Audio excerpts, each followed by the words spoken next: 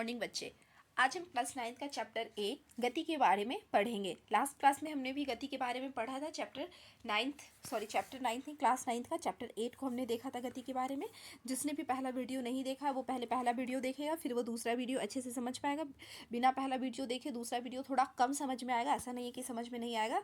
वैसे मैंने पहले वीडियो में हमने क्या क्या पढ़ा था, पहले स्टार्ट जब हमने तो किए थे तो क्या क्या पढ़े थे। तो पहले में हमने पढ़ा था क्या, दूरी के बारे में, दूरी और विस्थापन। दूरी और विस्थापन क्या होता है इस दोनों के बारे में जाना था।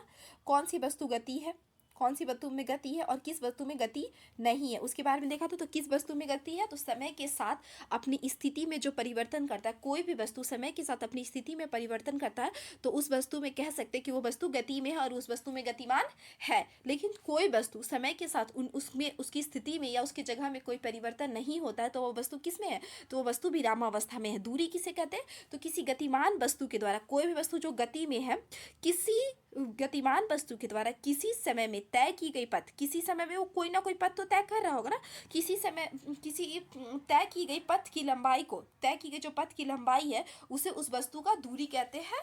उस वस्तु के द्वारा चली गई पाथ को उस वस्तु का दूरी कहते हैं। यानी डिफिनेशन क्या आया कि किसी गतिमान वस्तु द्वारा किसी समय में तय की गई पथ की लंबाई को उस वस्तु के द्वारा चली गई दूरी कहते हैं। और विस्थापन किसे कहते हैं, तो वस्तु की प्रारंभिक एवं अंतिम स्थिति के बीच की न्यूनतम दूरी को क्या कहते हैं, तो न्यूनतम दूरी को विस्थापन कहते हैं।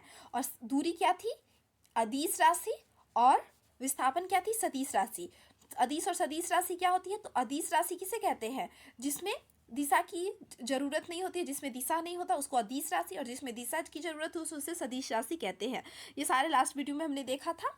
अब हम आज का वीडियो स्टार्ट करते हैं, आज का क्लास स्टार्ट करते हैं। और आज की क्लास में हमको क्या पढ़ना है, एक असमान गति और असमान गति। एक समान गति मतलब क्या कि एक समान गति होगा, उसमें एक समान गति से चल रहा होगा। असमान गति की उसमें जो गति होगा वो समान नहीं होगा, इक्वल नहीं होगा, अलग अलग उसका गति होगा।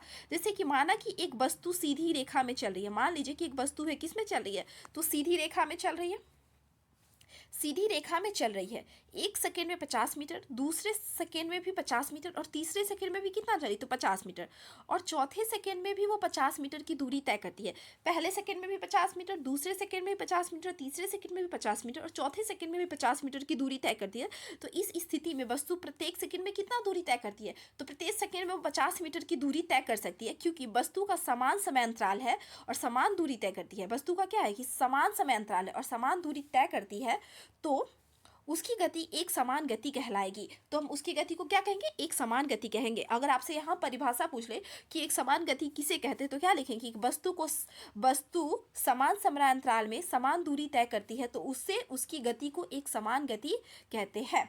अगर परिभाषा आपको यहाँ से इसको परिभाषा को नोट डाउन कर सकते हैं कि एक समान गति किसे कहते हैं, तो समान समय अंतराल में समान दूरी तय करती है, उससे उस वस्तु का या उसकी गति को एक समान गति कहते हैं। इस तरह की गति में समय अंतराल छोटा होना चाहिए। जो इस तरह का गति होता है एक समान गति, उसका जो समय अंतराल होना चाहिए छोटा होना चाहिए, तभी हम अच्छे से नाप सकते हैं, देख सकते हैं कि वो एक समान गति कर रही है, असमान गति कर रही है। हम दैनिक जीवन में कई बार देखते हैं कि वस्तुओं के द्वारा समय अंतराल में असमान दूरी तय की जाती है। हम अपने डेली लाइफ में बहुत सारे को देखते हैं कि समान दूरी तय करती है, असमान दूरी तय। उदाहरण के लिए भीड़ वाली सड़क पर जा रही कार, अगर भीड़ वाली सड़क है तो उसमें कार जाए, अगर हम अपने स्कूल 1 घंटे में पहुंचते हैं और ट्रैफिक लगी तो स्कूल कितने घंटे में, 2 घंटे पहुंचेंगे। समय तो क्या हुआ, दूरी तो सेम थी लेकिन समय क्या हो गया, ज़्यादा लग गया। हमारा चाल भी क्या हो गया, स्लो हो गया, क्योंकि गाड़ी क्या है रुक रुक के चलने लगी है। या पार्क में दौड़ता हुआ एक व्यक्ति, हर दिन का हर किसी का स्पीड तो एक जैसा नहीं होता, अलग अलग दौड़ते रहता, तो इसमें क्या होगी कि एक समान गति हो जाएगा। ऐसे ये असमान गति के कुछ उदाहरण है। ये सारा किसके उदाहरण, असमान गति का। और असमान गति का परिभाषा पूछेगा तो हम लोग क्या लिखेंगे, असमान गति का परिभाषा जैसे हम समान गति को लिखे उसको बस चेंज कर देंगे। वस्तु समान समय अंतराल में दूरी अलग अलग तय करेगी, उसे समान गति कहते हैं। नेक्स्ट एक क्रियाकलाप दिया हुआ है कि दो वस्तु ए और बी, गति से संबंधित आंकड़े दिए हुए 8.0 ये में दिखाया गया है, और इस वस्तु को ध्यान से देखना और बताना है, वस्तु की गति को ध्यान से पढ़ना और बताना है कि ये एक समान गति है या असमान गति है। कुछ प्रश्न है। एक वस्तु के द्वारा कुछ दूरी तय की गई है, क्या विस्थापन शून्य हो सकता है? हाँ, तो विस्थापन क्या होता है? शून्य होता है। लास्ट क्लास में ही हमने पढ़ा था कि विस्थापन शून्य हो सकता है लेकिन दूरी शून्य नहीं होगा। तो आपके उत्तर को उदाहरण के द्वारा समझाइए, आप इसको एक्सप्लेन करके उत्तर को समझाइएगा। वैसे इस सारे का जो भी क्वेश्चन आंसर है उसको जब ये चैप्टर कंप्लीट हो जाएगा तो मैं सारे क्वेश्चन आंसर को एनालिसिस करवा दूंगी। इसमें कुछ न्यूमेरिकल भी दिए हुए हैं, उसको भी मैं लास्ट में एनालिसिस करवा दूंगी। नेक्स्ट क्या दिया हुआ है, नेक्स्ट क्वेश्चन, एक बार क्वेश्चन को देखते चलते हैं। एक किसान 10 मीटर की भुजा वाले एक वर्गाकार खेत की सीमा को 40 सेकेंड में चक्कर लगाता है और 2 मिनट 20 सेकेंड के बाद किसान का विस्थापन का परिणाम क्या होगा? एक चक्कर लगाता तो इसका विस्थापन बताना। आप लोग बताइएगा कमेंट बॉक्स में पहले क्या हो रहा है, उसके बाद मैं इसका आंसर बताऊंगी। विस्थापन के लिए निम्न में से कौन सा सही है? यह शून्य नहीं हो सकता, तो विस्थापन तो शून्य हो ही सकता है, ऑलरेडी पता है। तो ये सही है? नहीं, सही नहीं। इसका परिणाम वस्तु के द्वारा तय की गई दूरी से अधिक होता है? नहीं, इसका परिणाम वस्तु के द्वारा तय की गई दूरी से अधिक नहीं हो सकता। क्या होगा? आप इसको एक्सप्लेन करिएगा, आंसर बताइएगा। नेक्स्ट क्या दिया कि गति की दर का मापन। गति की दर का मापन, गति की दर की मापन को, गति की दर को ही हम लोग क्या बोलते हैं? चाल। चाल को अब हम समझेंगे। हमने क्या क्या पढ़ लिया? तो हमने दूरी, विस्थापन, दूरी और विस्थापन को देख लिया। अब हम क्या देखेंगे? गति की दर, वही दूरी की दर, गति की दर को हम लोग क्या कहते हैं? चाल कहते हैं। अब चाल के बारे में समझेंगे। ये एक पिक्चर दिखाया है, इस पिक्चर में क्या देखा कि एक बैट्समैन है, वो बॉल को मार रहा है और गेंद फेंकने की चाल दिया हुआ है किलोमीटर पर आवर में। इसको भी हम समझेंगे। किलोमीटर पर आवर भी क्या होता है कि 140 मीटर, 143, 135, 145, 120, 130 किलोमीटर पर आवर से ये क्या कर रहा है? गेंद को मार रहा है, छक्का चौका, अपना एक छक्का चौका लगा रहा है ये से। नेक्स्ट देखते हैं क्या दिया। नेक्स्ट एक निर्धारित चाल है, लगा हुआ होता है ना कि जब भी हम रोड पे चलते हैं कि आपको 50 किलोमीटर घंटा से ऊपर का गाड़ी नहीं चलाना, 40 किलोमीटर घंटा के ऊपर से गाड़ी से, तो एक निर्धारित चाल दिया था। अब चाल को हम देखते हैं कि चाल होता क्या है एक्चुअली में। ये तो हम समझ गए कि गति की दर, जो गति की दर होता है उसी को हम लोग चाल कहते हैं। और चाल बराबर क्या होता है? तो दूरी बटा समय। देखिए चित्र 8.2 में दिए गए स्थिति को देखें। चित्र 8 में जो दिया हुआ चित्र है उसमें हमने उसकी स्थिति को देखा। क्या करता है कि एक बैट्समैन था और वो गेंद को मार रहा था। ए में दी गई गेंद की गति 143 किलोमीटर पर आवर है। तो क्या अर्थ है? गति का जो गेंद की गति है उसका गति कितना है? 143 किलोमीटर पर आवर। तो इसका क्या अर्थ है? इसे आप क्या समझते हैं? इसे हम यही समझते हैं कि एक घंटे में कितना किलोमीटर गति है? तो 143 किलोमीटर की गति है। कभी आपने घर में देखा होगा कि जब भी गाड़ी चलाते हैं तो पापा बोलते हैं कि मैं आज 40 की स्पीड से गाड़ी चलाया, यानी 40 किलोमीटर पर आवर के हिसाब से वो गाड़ी चला रहे थे। यानी उन्होंने एक घंटे में कितनी दूरी तय की? तो 40 किलोमीटर दूरी तय की। आप भी कभी गाड़ी अगर चलाते होंगे या किसी के साथ, आप लोग 9th क्लास में तो गाड़ी तो चलाने आती होगी, अक्सर लोग गाड़ी चलाते हुए देखा तो क्या कि मैं बहुत स्पीड गाड़ी चलाता हूँ। यानी स्पीड कहने का मतलब क्या है कि हमने एक घंटे में कितनी दूरी तय की। एक घंटे में तय की गई दूरी को ही क्या कहते हैं? एक घंटे में नहीं, मतलब एक इकाई समय में तय की गई दूरी को चाल कहते हैं। यानी चाल बराबर क्या हो गया? दूरी बटा समय। तो चाल किसे कहते हैं? तो एक निश्चित समय या एक इकाई समय में तय की गई दूरी को, एक इकाई समय में तय की गई दूरी को क्या कहते हैं? चाल। और चाल बराबर क्या हो गया? तो दूरी बटा समय। देखिए दिया हुआ भी है, किसी दी गई निश्चित दूरी को तय करने के लिए अलग अलग वस्तुएं क्या करती है? अलग अलग समय लेती है। जैसी बात है कि कोई भी निश्चित दूरी है, अगर हम उसको ट्रक से जाएंगे, ये स्कूल है मेरा और ये मेरा क्या है? घर है। और हम यहाँ से बस से जाएंगे तो हम जल्दी पहुँचेंगे, पैदल जाएंगे तो थोड़ा सा लेट पहुँचेंगे। अगर बस से जाएंगे तो 10 मिनट में पहुँच जाएंगे, पैदल जाएंगे तो 30 मिनट लग जाएगा, और बाइक से जाएंगे तो हो सकता है कि हम 15 मिनट में पहुँचे। तो अलग अलग वस्तुएं अलग अलग तो समय लेती ही है, एक साथ समय तो होता नहीं है इनमें, क्योंकि सबका चाल क्या होता है? अलग अलग होता है। इनमें से कुछ वस्तुएं तेज चलती है, बस तेज चलती है तो बाइक धीमे चलती है, तो कुछ धीमे चलती है। एग्जाम्पल है, हम लोग अपने डेली मर्रा के अपने जीवन के डेली लाइफ में बहुत सारे ऐसी चीज़ों को देखते हैं कि कोई तेज चलती है तो कोई धीमे चलती है। वस्तुओं की गति करने की दर अलग अलग हो सकती है। वस्तुओं की जो गति का दर होता है, वही जो चाल होता है किसी भी वस्तु का दर, जो गति की दर को ही चाल कहते हैं, अलग अलग हो सकती है। तो होती ही अलग अलग है। अलग अलग वस्तुएं समान दर से भी गति कर सकती है। जो अलग अलग वस्तुएं होती है वो एक समान दर से भी गति कर सकती है। अक्सर होता भी है कि अगर हम बाइक और कार दोनों को लेके जाए, दोनों को 40 किलोमीटर पर आवर की स्पीड से चलाए, तो क्या होगा कि दोनों अलग अलग तो वस्तुएं हैं। कार अलग चीज़ है, बाइक अलग चीज़ है, फिर भी उनका स्पीड क्या है? इक्वल है। तो अलग अलग वस्तुएं की दर भी समान हो सकती है। वस्तुएं द्वारा इकाई समय में तय की गई दूरी के उपयोग से उस वस्तु की गति की दर प्राप्त की जा सकती है। हमने अब पहले ही बताया आपको कि वस्तु के द्वारा इकाई समय में, कोई भी एक समय में तय की गई दूरी, जो भी तय की गई दूरी है, जितने भी हमने दूरी को तय किया, उपयोग किया, उस वस्तु को उस गति के दर को प्राप्त किया जा सकता है। और इस राशि को क्या कहते हैं, तो इस राशि को ही चाल कहा जाता है। और चाल का मात्रा क्या होता है, मीटर प्रति सेकंड। कैसे आया, तो चाल बराबर हमने क्या बोला, दूरी बटा समय, दूरी बटा समय। और दूरी का एसआई मात्रक क्या होता है, तो दूरी का मात्रक होता है एम, और समय का मात्रक क्या होता है एस। और ये एम बाई एस, यानी एम बाई एस को हम लोग एम और इसको एस इनवर्स भी लिख सकते हैं, यानी इसको मीटर प्रति सेकेंड या मीटर प्रति सेकेंड इनवर्स में भी इसको दिखा सकते हैं। जो ऊपर होता है जब वो जो नीचे होता है बाई में जो होता है ऊपर जाता है तो वो उसके इनवर्स में बन जाता है, चिन्ह को प्रति। और मात्रक क्या होता है, तो किसी भी भौतिक राशि को पूर्ण रूप से व्यक्त करने के लिए मात्रक आया, तो किसी भी भौतिक राशि को पूर्ण रूप से व्यक्त करने के लिए मात्रक का उपयोग करते हैं, उसे मात्रक कहते हैं। यानी चाल का मात्रक क्या हो गया, मीटर पर सेकंड, चिन्ह द्वारा प्रदर्शित भी किया जा सकता है। चाल का अन्य मात्रक सेंटीमीटर प्रति सेकंड, इसका दूसरा मात्रक भी हो सकता है मीटर को हम सेंटीमीटर में भी चेंज कर सकते हैं, किलोमीटर प्रति घंटा भी होता है। और अक्सर हम लोग क्या यूज़ करते हैं, किलोमीटर प्रति घंटा यूज़ करते हैं। वस्तु की गति को व्यक्त करने के लिए हमें केवल उसके परिणाम की आवश्यकता होती है। वस्तु की अगर गति ज्ञात करना है तो सिर्फ हमें परिणाम चाहिए। यानी जो चाल है वो क्या हो गया, चाल एक अदिश राशि है, क्योंकि इसमें दिशा की बात नहीं कर रहा, तो चाल क्या है, अदिश राशि है। कभी हम चलते हुए तो थोड़ी नहीं कहते कि मेरा गाड़ी का स्पीड कितना है, तो 80 किलोमीटर पर आवर उत्तर स्पीड है, ऐसे तो नहीं बोलते। यानी इसमें हम लोग की चाल को बताने के लिए हम लोग को दिशा की कोई ज़रूरत नहीं होती, और जब दिशा की ज़रूरत नहीं होगी तो वो क्या हो जाएगी, एक अदिश राशि बन जाती है।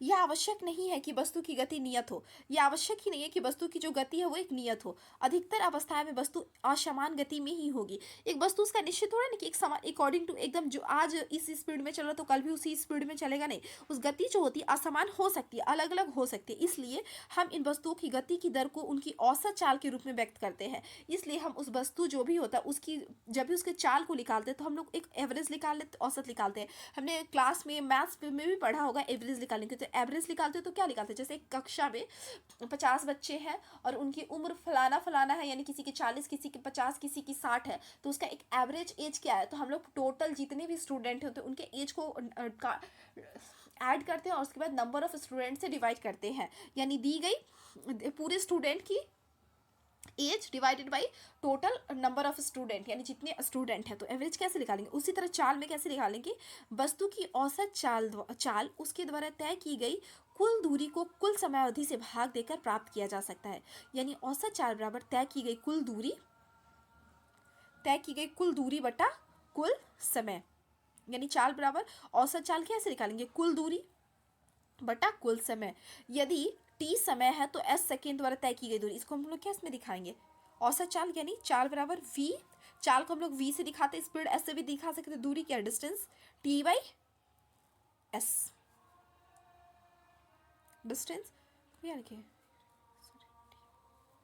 टी वी बराबर एस बाई स्पीड बटा time, distance D by S भी लिख सकते हैं। अलग अलग यहाँ पे क्या माना है, एस को दूरी लिया है और चाल टी को टी में व्यक्त किया, यानी चाल बराबर क्या हो गया एस बाई टी, और डी बराबर डिस्टेंस बोलते हैं ना इंग्लिश में, तो डी बराबर एस बाई टी भी लिख सकते हैं, स्पीड बटा टाइम। देखिए आइए इसको उदाहरण के द्वारा समझते हैं। एक कार जो है 100 किलोमीटर की दूरी से 2 घंटे में 100 किलोमीटर की दूरी तय करती है, तो उसकी औसत चाल 50 किलोमीटर है। एक कार जो है वो 2 घंटे में कितना दूरी तय करती है, तो 100 किलोमीटर, यानी इसकी औसत चाल, तो औसत चाल बराबर क्या होगी, चाल बराबर हो जाएगी 100 दूरी बटा समय, तो दूरी कितना है 100 और समय कितना 2, यानी 50 kilometre per hour 50 kilometre. Car पूरे समय 50 किलोमीटर चाल से नहीं चली होगी, ये निश्चित ही है ना कि अलग अलग समय से चली होगी, लेकिन हम लोग ने इसका एवरेज निकाल लिया। कुछ समय ये अधिक होगी तो कुछ समय क्या होगी, इसकी कम भी चाल होगी। देखिए न्यूमेरिकल दिया हुआ है, इसके आगे क्या है, न्यूमेरिकल एक वस्तु 16 मीटर की दूरी 4 सेकंड में तय करती है और पुनः 16 मीटर की दूरी 2 सेकंड में तय करती है। वस्तु की औसत चाल क्या होगी, तो न्यूमेरिकल को हम लोग अलग एक वीडियो में करेंगे, अब इस वीडियो में नहीं करेंगे। वैसे आप एक बार न्यूमेरिकल को देखिएगा और बनाने का जरूर कोशिश कीजिएगा। इसका एक्सप्लेनेशन भी दिया हुआ है, एक बार ज़रूर ट्राई करिएगा बनाने का घर पे। अगर नहीं बनेगा तो आप कमेंट बॉक्स में मेंशन कीजिएगा, मैं इसके लिए अलग से एक वीडियो बना दूंगी। चलिए देखते हैं नेक्स्ट क्या है कि दिशा के साथ चाल। हमने अभी सिर्फ चाल पढ़ा, हमने क्या क्या पढ़ लिया, दूरी पढ़ लिया, विस्थापन पढ़ लिए, चाल पढ़ लिए।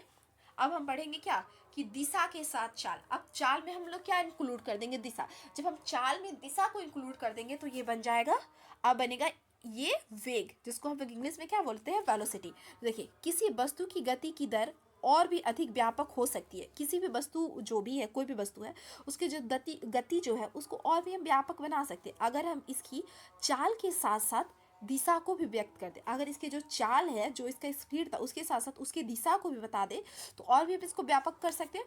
और वह राशि जो इन दोनों पक्षों को व्यक्त करती है उसे वेग कहते हैं। यानी वेग किससे कहेंगे, तो एक निश्चित दिशा में चाल को हम लोग क्या कहेंगे, वेग कहते हैं। यानी वेग का परिभाषा क्या आ जाएगा कि एक निश्चित दिशा में चाल को वेग कहते हैं, जिसमें दोनों पक्ष हो, चाल भी हो और वेग भी है, सॉरी चाल भी और दिशा भी है, तो उसको हम लोग क्या बोलेंगे, वेग कहते हैं। यानी अब वेग क्या हो गया, इसमें दिशा इंक्लूड हो गया, चाल क्या था, अदिश राशि, तो वेग क्या हो गया, सदिश राशि।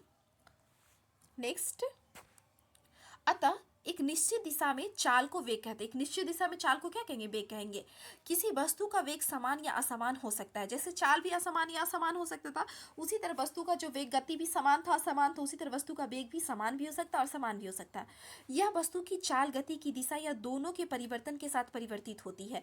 वेग में परिवर्तन कब कब हो सकता है, अगर इसके चाल में, वेग में परिवर्तन कब होगा, वेग में परिवर्तन तब तक हो सकता है अगर इसके चाल में परिवर्तन हो जाए या इसकी दिशा में परिवर्तन हो जाए या दोनों में परिवर्तन हो जाए, तो इसके वेग में क्या होगा कि वेग में परिवर्तन हो जाएगा। जब एक वस्तु सीधी रेखा में बदलती हुई चाल के साथ गति कर रही है, जब एक वस्तु है सीधी रेखा जो है उसमें बदलती हुई चाल के साथ गति कर रही है, तो हम इसके गति की दर के परिणाम को औसत वेग के द्वारा व्यक्त करते हैं। इसकी गणना औसत चाल की गणना के समान ही होती है। इसकी जो गणना होती है, जैसे औसत चाल हम लोग निकालते हैं उसी तरह हैं। यदि वस्तु का वेग समान रूप से परिवर्तित हो रहा है, अगर वस्तु का जो वेग है एक समान रूप से परिवर्तित हो रहा है, तब दिए गए प्रारंभिक वेग और अंतिम वेग के गणीय अंगणितीय मात्रा के द्वारा औसत वेग को प्राप्त किया जा सकता है। यानी औसत वेग बराबर प्रारंभिक वेग बटा अंतिम वेग। प्रारंभिक वेग को हम लोग u से डिनोट करते हैं और अंतिम वेग को v से डिनोट करते हैं। जब औसत वेग निकालना होगा यानी एवरेज ऑफ वेलोसिटी, तो हम लोग क्या लिखेंगे, प्रारंभिक वेग को इंग्लिश में बोलते हैं इनिशियल वेलोसिटी और अंतिम वेग को final velocity. Initial velocity plus final velocity divided by 2। Next देखते हैं, नेक्स्ट क्या दिया हुआ आगे, देखिए उसी को दिखाया कि वेलोसिटी यानी वेग बराबर u प्लस वी बाई 2। यहाँ जहाँ u ए भी औसत वेग है और u प्रारंभिक वेग है तथा फिर वस्तु का अंतिम वेग है। चाल तथा वेग दोनों का अंतर, चाल तथा वेग दोनों का मात्रक क्या होता है, दोनों का मात्रक से चाल का मात्रक मैंने ऑलरेडी बताया था क्या, मीटर पर सेकेंड, तो वेग का भी मात्रक क्या होता है, मीटर पर सेकेंड के द्वारा इसको भी व्यक्त करते हैं, इसकी मात्रा को दिखाते हैं। कुछ क्रियाकलाप दिया है कि एक अपने घर से बस स्टॉप या स्कूल जाने में लगे समय को मापिए। जब आप अपने घर से स्कूल जाते हैं या बस स्टॉप जाते हैं तो उसके समय को मापिए। आप मान लीजिए कि आप पैदल की औसत चाल आपका कितना है, 4 किलोमीटर है, तो घर से बस स्टॉप या स्कूल की दूरी का आकलन कीजिए। और मान लीजिए कि आपका चाल 4 किलोमीटर है, तो दूरी कितनी है, आपका घर का डिस्टेंस कितना है और समय कितना लगा, सबको मापिए और दिखाइए, क्रियाकलाप कीजिए। नेक्स्ट क्रियाकलाप क्या दिया है कि जब आसमान में बादल छाए होते हैं तो बिजली के चमकने और बादलों की गरजने की क्रिया को बार बार हो सकती है।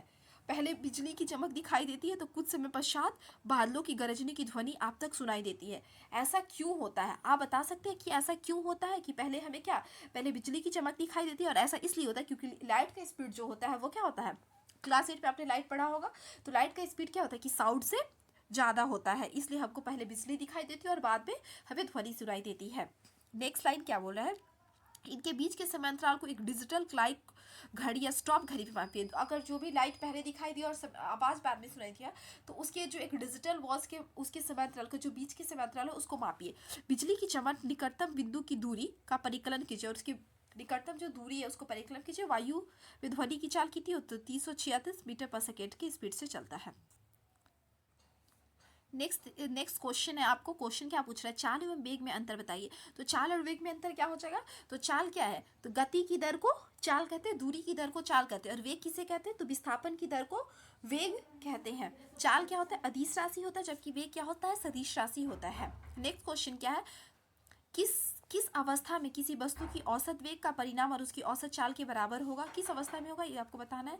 एक गाड़ी का ऑडोमीटर क्या मापता है, उसकी चाल को मापता है। जब एक वस्तु एक समान गति में होती है तब वस्तु की मार कैसी दिखाई पड़ती है, इसको बताना है और एक्सप्लेन करना है। ऐसे मैं बता दूंगी, प्रकाश की चाल नीचे दिया होगा, प्रकाश का चाल कितना होता है, 3 × 10⁻⁻मीटर पर सेकेंड। अक्सर ये ऑब्जेक्टिव क्वेश्चन बन जाती है कि प्रकाश की चाल कितनी है। नेक्स्ट आपको न्यूमेरिकल दिया हुआ है कि यात्रा शुरू करते समय कार का ओडोमीटर 200 किलोमीटर प्रदर्शित करता और यात्रा समाप्ति के वक्त 24 किलोमीटर प्रदर्शित करता है। ऐसे ये क्वेश्चन ना सीटेट के एग्जाम में पूछता है। तो जो भी टीचिंग एग्जाम का तैयारी कर रहे हैं, सीटेट वगैरह का कर रहे हैं, तो वो इस क्वेश्चन को देख सकते हैं। वैसे ये 9th क्लास के स्टूडेंट के लिए तो इंपॉर्टेंट है ही, साथ ही सीटेट जो भी बच्चे सीटेट का एग्ज़ाम देने वाले हैं, खास करके साइंस बैकग्राउंड से हैं, जो भी सीटेट का एग्ज़ाम देंगे और वो 6 to 8 वाले में बैठेंगे, तो ये क्वेश्चन अक्सर आता है। और ये साइंस उनके लिए भी इंपॉर्टेंट है, क्योंकि जो भी सीटेट का क्वेश्चन पूछता है वो अक्सर किससे ही पूछता है, तो एनसीईआरटी बुक से ही पूछता है। तो न्यूमेरिकल को मैं बाद में एक वीडियो में करवा दूंगी। अभी हम सिर्फ ये देखते हैं कॉन्सेप्ट, वैसे बनाने का ट्राई कीजिएगा अपने घर पे। देखिए नेक्स्ट क्या बोल रहा है कि हमने क्या पढ़ लिया, हमने दूरी पढ़ लिया, विस्थापन पढ़ लिया, चाल पढ़ लिया और वेग पढ़ लिया। अब हम लोग वेग में परिवर्तन की दर को देखेंगे। हमने चाल के दर को देखा, गति के दर को देखा, तो गति का दर क्या बना, गति का दर चाल, वेग का दर विस्थापन का दर वेग। अब वेग में परिवर्तन की दर, तो वेग में परिवर्तन का दर क्या बन जाएगा, त्वरण बन जाता है। और इसके बारे में हम जानेंगे कि अब त्वरण किसे कहते हैं।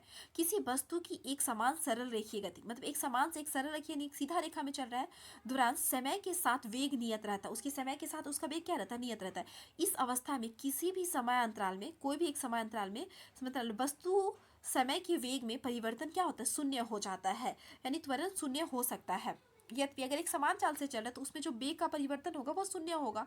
यद्यपि एक असमान गति में वेग समय के साथ परिवर्तित होता है तो उसका मान भिन्न भिन्न हो सकता है। यानी देखिए इसका प्रारंभिक वेग होगा और अंतिम वेग होगा। प्रारंभिक वेग अगर 10 किलोमीटर है और अंतिम वेग इसका 10 किलोमीटर पर आवर है, 10 किलोमीटर पर आवर है, तो हमारा जो त्वरण होगा, वेग में परिवर्तन जो होगा वो क्या होगा, शून्य। क्यों शून्य होगा, तो हम लोग को पता है कि त्वरण बराबर, पता नहीं है एक्चुअली, हम लोग पढ़ेंगे कि त्वरण बराबर क्या होता है, v minus you by T, यानी प्रारंभिक वेग अंतिम वेग माइनस प्रारंभिक वेग डिवाइड, यानी त्वरण बराबर वेग में परिवर्तन की दर किसे कहते हैं, वेग में परिवर्तन दर बराबर v minus you by T. तो ये क्या होगा, जीरो हो सकता है। यानी वेग में परिवर्तन अगर एक नियत ताप से चलता है, एक नियत वेग के साथ चलता है, तो हमारा समय अंतराल में वेग में परिवर्तन का दर है क्या, शून्य हो सकता है। लेकिन जब एक असमान गति के वेग में चलेगा तभी इसमें परिवर्तित होगा, तो इसका मान भिन्न भिन्न हो सकता है, भिन्न भिन्न बिंदु में भिन्न भिन्न हो सकता है। इस प्रकार किसी भी समय अंतराल में वस्तु के वेग में परिवर्तन शून्य नहीं होता है। क्या हम वस्तु के वेग में परिवर्तन को व्यक्त कर सकते हैं? हाँ, हम वस्तु के दर में जो वस्तु का वेग में परिवर्तन हो रहा है उसको हम ये व्यक्त कर सकते हैं।